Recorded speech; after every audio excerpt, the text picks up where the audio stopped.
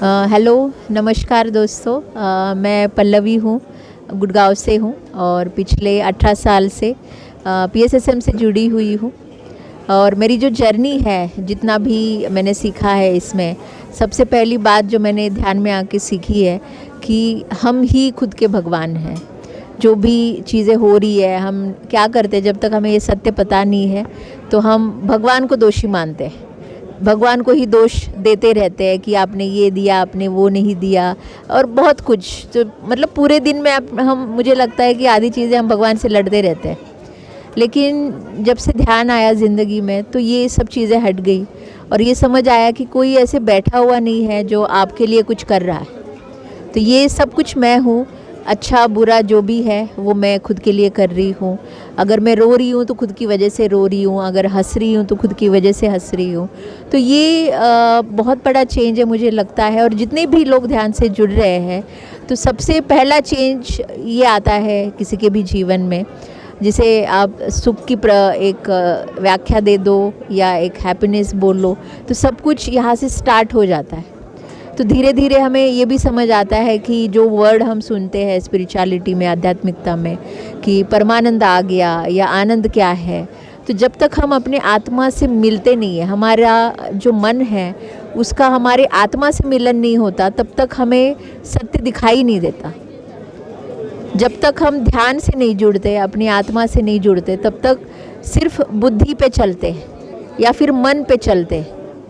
तो वो जो चलना है अभी वो बंद हो चुका है हमारे लिए। अभी हम अपने शरीर का भी ख्याल रखते हैं, अपने मन का भी रखते हैं और अपनी बुद्धि का भी रखते हैं। तो जो भी ज़रूरी है जहाँ जहाँ पे जिस किसी डिपार्टमेंट में, तो वो हम समझने लगते हैं। तो ऐसे कई अनुभव है ध्यान के, और जो ट्रांसफॉर्मेशन है वो बहुत ज़्यादा है आनापानसति ध्यान से। जैसे कि हम देखते हैं कि सोसाइटी में आपको बहुत सारे मेडिटेशन दिखेंगे, और कई बार क्या होता है, सीखने के दो तरीके होते हैं कि अगर हमें किसी के बोलने से समझ आ रहा है तो उसके ही एक्सपीरियंस से हम समझ जाएंगे, और कोई ऐसा एक्सपीरियंस अट्रैक्ट नहीं करेंगे जिससे हमें फिर से सीखना पड़े। हम किसी के और के एक्सपीरियंस से भी सीख सकते हैं, लेकिन कुछ एक्सपीरियंस ऐसे होते हैं या कुछ कैटेगरी ऐसी होती है, जब तक हम गिरेंगे नहीं हमें उसमें समझ नहीं आता। तो इसीलिए दोस्तों, ये जो सज्जन सांगत्य है, आप लोगों को सुनो। अगर आप उनको सुन के आपको लग रहा है कि ये सत्य है और ये सही समझ है, इसका मतलब है कि आपने उसके विजडम को ले लिया, आपने उसके ज्ञान को ले लिया, आपने ज्ञान में उसको ऐड कर लिया, क्योंकि आपने अंदर से उसको स्वीकार कर लिया है। अभी उसके बाद क्या होता है कि कुछ एक्सपीरियंस है जो ना समझ आते हैं, ना स्वीकार करते हैं, और ना ही उसके बारे में और कुछ समझ बढ़ती है। तो वो एक्सपीरियंस हम खुद अट्रैक्ट करते हैं कि हमें वो करके देखना ही है। तो ऐसे हम चलते रहते हैं दोनों साइड में, कि किसी के तरफ से हम लेना, समझना, या फिर खुद का पैदा करना। तो ये लेन देन जो है पूरे दिन में ये चलती ही रहती है। तो इस लेन देन को समझिए, इस बैलेंस को समझिए। जो भौतिक जीवन है और जो आध्यात्मिक जीवन है, ये दोनों का लेन देन है।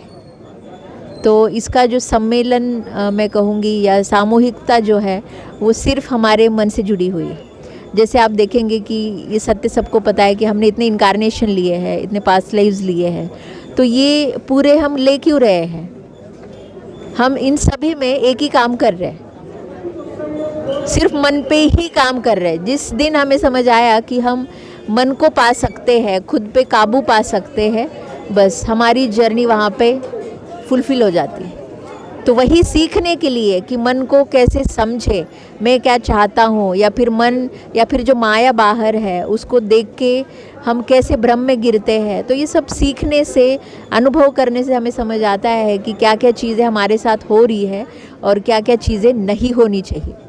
तो ज्ञान और अज्ञान का ये जो एक दलदल है, हम खुद को इस अज्ञान के दलदल से बाहर निकाल के ज्ञान के एक पर्व में जा रहे हैं। और अभी ये पूरा लाइट एज है, एक गोल्डन एज चालू हुआ है। मुश्किलें आपको ज़रूर आएंगी, ऐसा नहीं है। जब हम कहते हैं कि ये टाइम अच्छा आया है, इसका मतलब ये है कि अभी चीज़ें अभी बहुत इजी होना चालू हो गया है। आप देखोगे कि हमारे आजू बाजू सब टेक्नोलॉजी भी उतनी इजी हो गई है, या फिर हर चीज़ अभी आसानी से मिल रही है, ध्यान आसानी से मिल रहा है। तो उसी तरीके से ये सब चीज़ें अभी हो रही है। तो बस इस यात्रा को बढ़ाने के लिए जो 2 चीज़ें ज़रूरी है, एक कि आपको रोज़ ध्यान करना है, दूसरा कि आपको शाकाहारी बनना है। ये सबसे बड़ा एक अस्त्र है आपके जीवन के लिए कि आप शाकाहारी बने। अगर आपको लगता है कि ध्यान नहीं करते, चलेगा, एक दिन जब आपका मन करेगा तब आप ध्यान कर लीजिए, लेकिन सबसे पहला हमारा एफर्ट होना चाहिए कि नॉनवेज को बंद करना, एनिमल किलिंग को बंद करना, और ये समझना कि वो भी एक जीव है, हमें जीव हत्या का कोई हक नहीं है। और फिर अगर आपको ध्यान अच्छा लगता है, ध्यान आपको ज़रूर ट्राई करना चाहिए।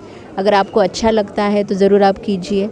और तीसरी बात ये कि आपको अगर अच्छा लगता है वो, तो ज़रूर ऐसे अनगिनत लोगों से जुड़िए और उनको सुनिए।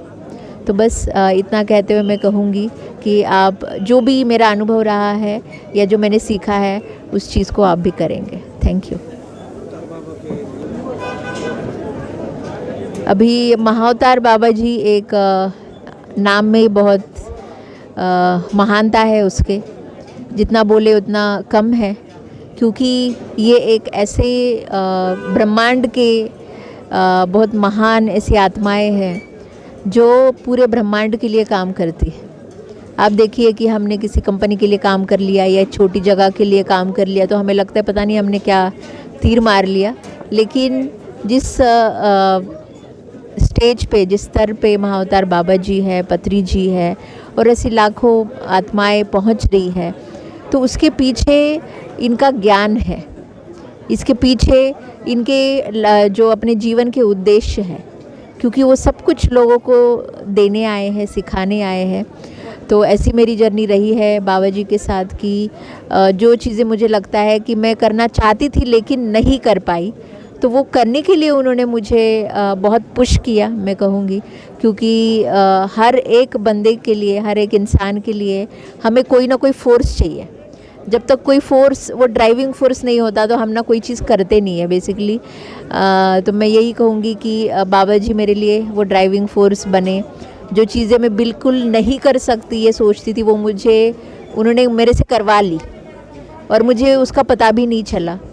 तो ऐसी बहुत सारी चीज़ें उन्होंने करवाई है और शायद प्लान कर रहे हैं मेरे लिए। तो मैं बस इसके साथ चल रही हूँ, क्योंकि बाबा जी से मैंने एक चीज़ मांगी थी जब उन्होंने मुझे पूछा, तो वो था कि मेरा जो फेथ है, जो मेरा बिलीफ एनर्जी है, वो हमेशा बढ़ता रहे। जितना बिलीव हम खुद पे करेंगे, अपने ज्ञान पे करेंगे या फिर जो भी सीख रहे हैं उस पे करेंगे, उतना जो हमारा कॉन्शियसनेस का एक्सपेंशन है उतना हमारा ज़्यादा होता जाएगा। तो मुझे लगता है कि ये सभी आत्माएं हमें आगे जाने के लिए आ रही है, तो उसका स्वीकार आप करें, उसका अनुभव आप करें और खुद के अनुभव से ही आप इसको आगे बताएं। हम नहीं बोल रहे कि आपके बिना अनुभव से आप कुछ करें, इसलिए हम बोलते हैं कि पहले 40 दिन आप ध्यान करो, खुद का अनुभव लो। अगर आपका कुछ फ़ायदा होता है तभी अपने आप ही आप लोगों को बताना चालू करेंगे, जैसे मैं आपको बता रही हूँ। तो आप महाअवतार बाबा जी की गुफा जो उत्तराखंड में है उसको भी विज़िट कीजिए, क्योंकि वहाँ पे बहुत अच्छे अनुभव आते हैं, वहाँ पे बहुत अच्छा ध्यान होता है और बहुत कुछ। उनकी किताबें पढ़ी है, एक किताब भी लिख चुकी हूँ मैं, उसको आप अमेज़ॉन पे ले सकते हैं। और अलग अलग किताबें भी हमने पत्री जी की लाई है, क्योंकि पत्री जी का लिटरेचर अभी तक हिंदी में इतना प्रसारित नहीं हुआ था जो अभी हो रहा है। तो उसको लीजिए, आपका फाउंडेशन स्ट्रॉन्ग करने के लिए पत्री जी के प्रिंसिपल्स को आपको जानना बहुत ज़रूरी है, जो उन्होंने इतना रिसर्च करके इतनी आध्यात्मिकता को बढ़ाने के लिए जो उन्होंने काम किया है, तो उसका श्रेय हमें उनको देना चाहिए और हमारी जर्नी आसान करने के लिए हमें उसको पढ़ना चाहिए। तो इतना कहते हुए मैं कहूँगी कि आप स्वाध्याय कीजिए और अच्छे अच्छे मास्टर्स की किताबें पढ़िए।